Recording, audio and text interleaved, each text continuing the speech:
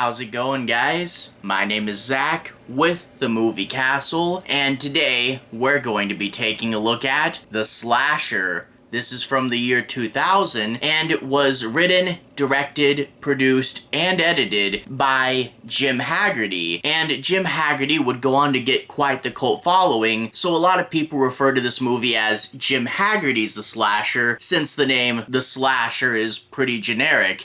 I have it in this Tombs of Terror 50 movie collection, and that's what it listed as in here. And I can really see how this guy would get a cult following. This is a super low budget movie, shot on video movie. I think it was made for like $200 or something, but it really does have that passion behind it, and in turn, it stays engaging. Yeah, super low budget production values, but you can tell that this is a couple of guys who wanted to go out there, make a horror movie, and had a good time doing that.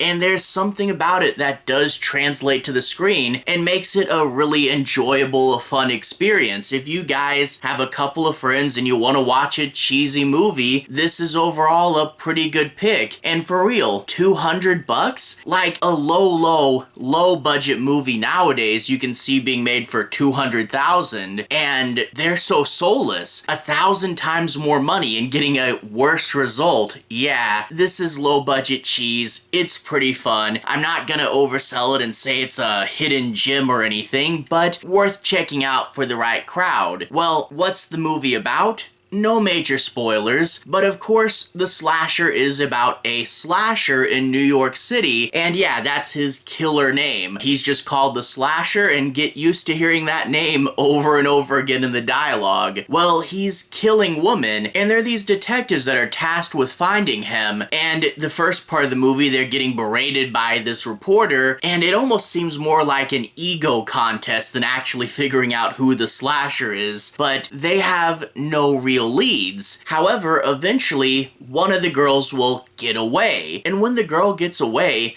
that's a real opportunity. You see, when a killer's going after people at random, it's hard to stop him. You know, you don't know where he'll be, but you know the killer's going to go after this girl. You have a lead. You have a weakness. Maybe if you really try to protect this girl, and of course one of them's gonna develop a love interest, if you really try to protect her, maybe you can also catch the slasher. And I think a good scene to illustrate what kind of movie we're doing is one of the victims sees the slasher and runs home, and she barely is able to close the front door in time before the slasher gets there, and he's literally right outside the door. I think he bangs his fist on the door frame. And what does this girl do? Does she panic and try to barricade the door? Does she call the cops? What goes on? She just narrowly escaped death. Well, once she closes the door, she instantly resets to 0 and just goes to take a shower. Yeah, that's a weird character choice. The slasher's right outside, and how does the slasher get in to kill her? He waits for her to be done with the shower and then knocks on the door, and she stupidly opens it up again.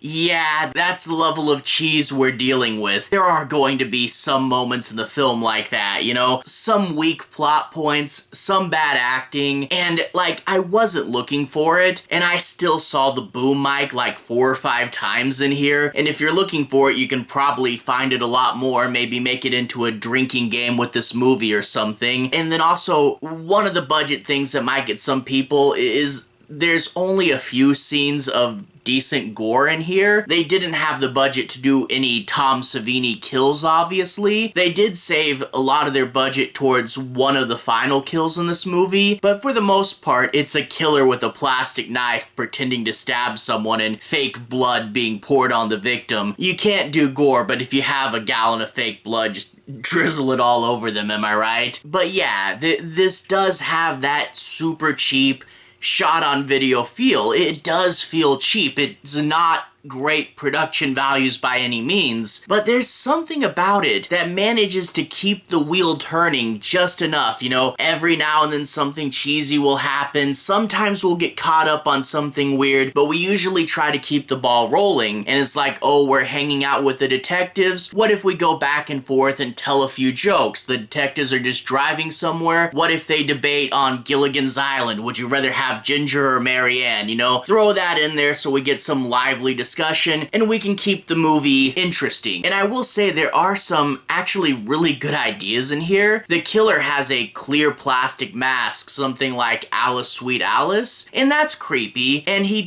comes up, he's tall, he's dressed all in black, but they give him a few speeches in this movie trying to work on and build his character, and I won't spoil it, but how the movie ends is actually a pretty decent idea, and I really did like the ending of this movie. So you could tell that they were working, and like, it starts off poorly edited scene of girl running from the killer, and then you get a little more character development, and then by the end some major pieces start to happen. Like, there was one character that I honestly didn't expect to see go, and I'm like, okay, this movie does have a little bit of teeth behind it. And then by the time you get to that ending, you're like, honestly, this was made for $200, and there's times when it shows, and I saw the boom mic way too much. Still, there's something here. So again, I don't want to oversell it. I don't want to say it's like the next The Room or anything, but it is a fun movie, especially if you enjoy cheese, and especially if you have friends over that also enjoy something like this. It's a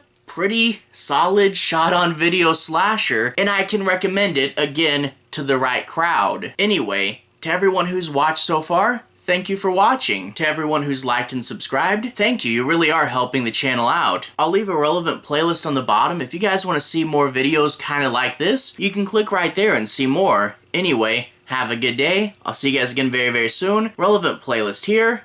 Have a good day now.